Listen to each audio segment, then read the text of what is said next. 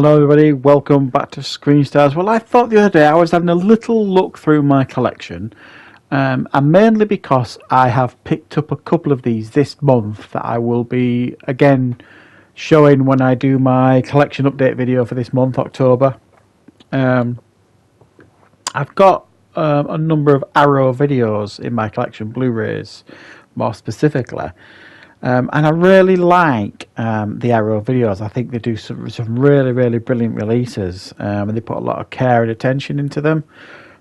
So when I get the opportunity to pick one up, I mean, I don't just pick them up for any film. You know, it has to be a film that generally interests me. I do see a lot of people's collections, and they've got like these brilliant collections of Arrow videos, but some of them are quite obscure movies that I don't necessarily want in my collection. I only really collect something that I really want to have in the collection because I'm a big fan of the film specifically.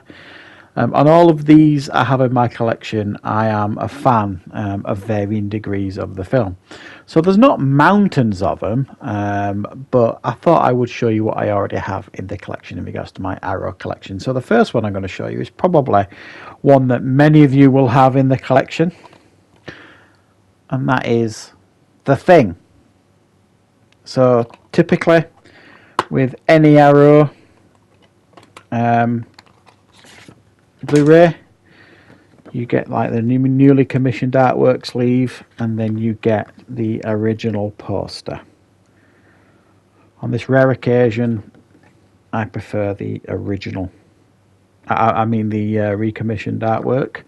Generally, I always generally prefer the original poster for the most part, and I think many that I have here do have the original poster versions on the sleeve, but comes with loads and loads of extra, the special edition contents, and I have watched, generally speaking, pretty much all of them on here. They always do really good extras on the Arrow videos, but yeah, that is pride in place. I know there's a new 4K version of The Thing and stuff. I don't have a 4K player, so I'm not sure what the point is in me picking that up, but you know, stranger things have happened. The next one is one of my favourite horror films from the 70s. That is Invasion of the Body Snatchers, the classic remake. Again, I'll show you the poster art. So that is the original poster art, and that is the recommissioned poster art, which I think is very good. In fact, I do think it's really good, actually, the recommissioned one. But I've still kept the original poster on. And again, loads of extras here on this one. See those special features there? Lots and lots of them. Watch out, they'll get you while you're sleeping. Too bloody right they will in this film anyway. Brilliant. Oh, do you know, I've just realised I haven't watched the extras on this yet. But there's like a discussion here with Ben Wheatley and others. Ooh, a conversation discussing the pod, a new panel conversation about Invasion of the Body Snatchers and Invasion Cinema, featuring critic Kevin Newman and filmmakers Ben Wheatley and Norman J. Warren. Now that is worth watching, for sure. I like Ben Wheatley's stuff. Right, another fairly obvious one that probably a few of you will have in the collection. Brilliant film, Big Trouble in Little China. Now this feels a little bit heavier. Yes, I'm right. This actually comes with the booklet. I don't know if it's potluck, but I think this is the only one I have that actually has the booklet with it. I don't know if they all should come with booklets. Some of them I bought second hand, some of them I bought new, but I think this is the only one with a booklet. So yeah, you get the nice booklet in here. Talks about the movie. Always a nice addition to have. So yeah, and so I'll show you the two posters for this one as well. This is the original poster. Well, I'm not sure this is the UK poster. I don't think the UK poster was like that. And that's the newly commissioned poster. Pretty cool. Think you will agree? Yeah, brilliant, brilliant film. They keep talking about remaking this with Dwayne Johnson, potentially. Could see that working. But let's just see what happens. The next one is... you don't see this one actually come up often. And this is Remo Williams, The Adventure Begins. Or as I knew it when I went to the cinema. What was it called? Remo Unarmed and Dangerous, that's it. In the UK when it was released in the cinema it was called Remo Unarmed and Dangerous. And now it's just got the one title, Remo Williams, The Adventure Begins. Obviously referring to the fact... Oh no, I've got a booklet in here as well. Referring to the fact that this was supposed to be the start of a series of films. And for those of you who've never seen this, this is Fred Ward, who kind of gets trained to be like this superhero almost. Martial arts superhero, spy guy. It's a really interesting... Based on a series of books. I went to the cinema to see this as a kid. Really liked it. But it didn't do well at the box office at all. It's the booklet. Fred Ward. Really good character actor. So yeah, you get a little booklet in here. I mean, there's aspects of... And I have reviewed it on the channel. There's aspects of this film would never get commissioned nowadays. Because who plays... Joel Grey, yeah. Joel Grey, who is like an American white actor, gets made up to look like a... As you can see there on the cover, the Japanese character gets made up to be Japanese or Chinese, I'm not sure. He's like the martial arts mentor to Fred Ward's character. It would never happen today, and it's not done disrespectfully or anything like that. It actually works pretty well in the film. But yeah, it's one of those odd ones, this. It's a really, actually, very fun 80s film that I do recommend you guys check out if you never have. So that's the... Do you know what? I'm not actually sure which is the original, which is the commissioned one here, because the poster that we got in the UK was different. I think this is the newly commissioned one, and that's the original one. But if you know different, guys, let me know in the comments.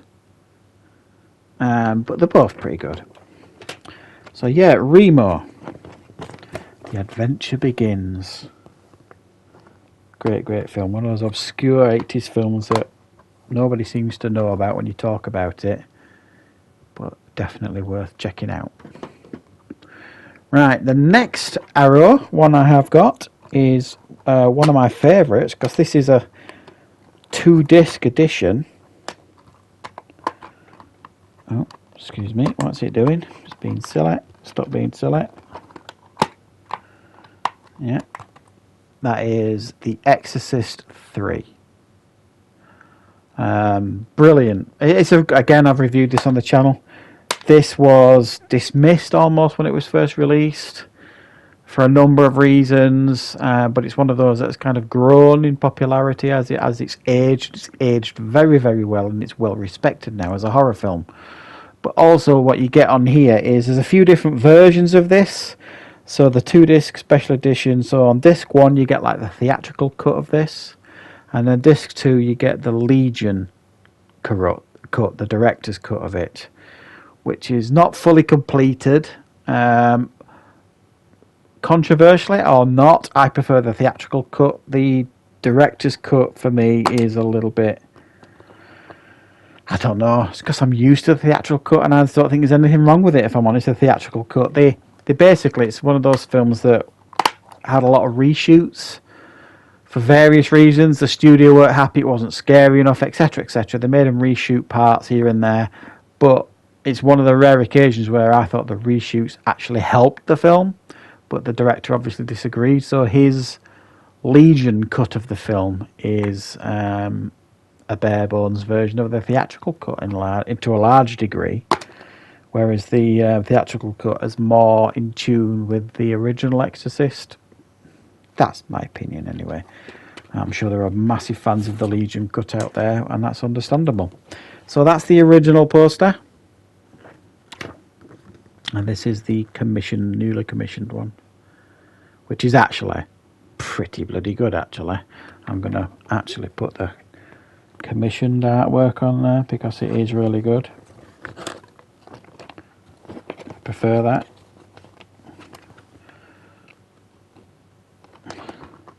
Oh yes. How menacing does that look? Brilliant film. There's a couple of really massively effective scenes in that film that scare you half to death. Right, the next one that we have to talk about is Candyman. We all know about the this actually was, I got this last month or the month before, I can't remember. Got this. It was brand new and sealed when I got it. Got the Candyman disc in there. Not going to go into great depth around the new Candyman film. There is a review on the channel of it. I'm not a big lover of it for various reasons. That is the newly commissioned artwork, and that is the original poster. Quite uninspired, really, when you think about it. This version, that is far superior, I think, which is why I'm using it.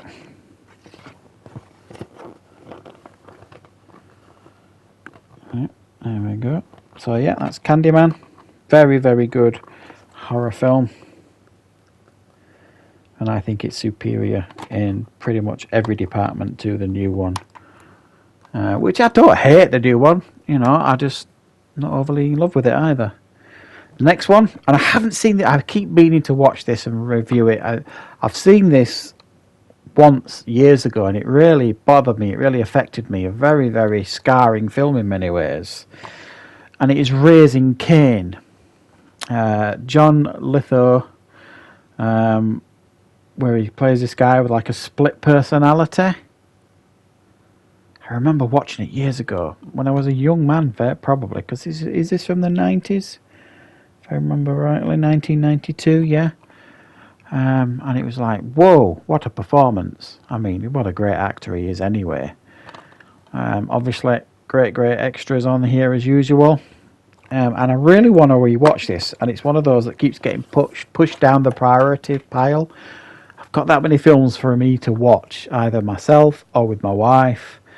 And it's always one of those that gets pushed down the priority pile, but I need to start prioritising it a bit more. So that's the original poster.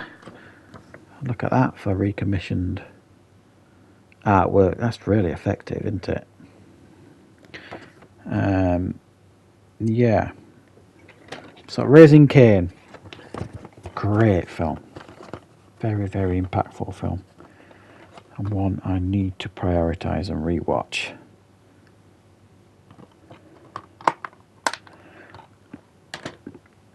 Next one, and this is one I've picked. These last two are films that I've picked up this month, so you'll see these again when I do my update later in the month. But getting these two this month is what gave me the idea to do this. It inspired me to go through my collection and find all the arrows that I had in my collection. I'm not that organised. I don't keep them in the same place, so I had to like root everywhere, and potentially have missed maybe one or two of them in the collection. And the first one is Rawhead Rex. Wow, what a film. British 80s B-movie, but in the best way. Got a huge amount of fond memories of this film. This is a film that I remember watching with my brother when we were kids. Well, my brother's 4 years older than me, but when we were kids, around Christmas time or New Year, we used to make it like a tradition. We would like watch a horror film together, me and my brother, and this was I think it was the first one we watched together. Loved it. I just loved it. It's really bad, but in a really good way. And it's kind of garnered cult status over the years, Rawhead Rex. Why nobody's thought to remake it, God only knows, but they should. Brilliant over-the-top effects. Really graphic and brutal and gory and all those wonderful things that you expect from B-movie 80s horrors. Yeah, I mean, the poster says it all there. I mean, look what Rawhead is doing there. He's ripped someone's head off. Brilliant. Oh, God, yeah, all I can remember is these massive jaws of Rawhead Rex, like, sinking its teeth into people's heads and ripping people's heads off and stuff. Craziness. And the last one, again, I've added this to the collection this month, is Creepshow 2, the classic anthology film. I haven't got Creepshow 1. It is a film I want to put in the collection, but it's usually more pricey than this. Lots of special features, of course. And this one you get, so this is the original poster art and the recommissioned poster art. So there we go, guys. Come on now, get in there. Back in there and behave yourself. Yeah, guys, so that is the Arrow Blu-rays that I have in my collection. As you can see, really, really good quality Blu-rays. The Arrow ones, they put a lot of care and attention into them. And every single one of those I'm really, really proud and happy to have in the collection. There are a number of others I want to add into the collection as well, but I'm quite patient and I will wait for the right prices. So let me know in the comments, guys, if you've got any Arrow Blu-rays in your collection, and if you've got your own channel, maybe do your own video showing your own Arrow collection. So thanks for watching, everybody. I will be back with loads more content on the channel very, very soon.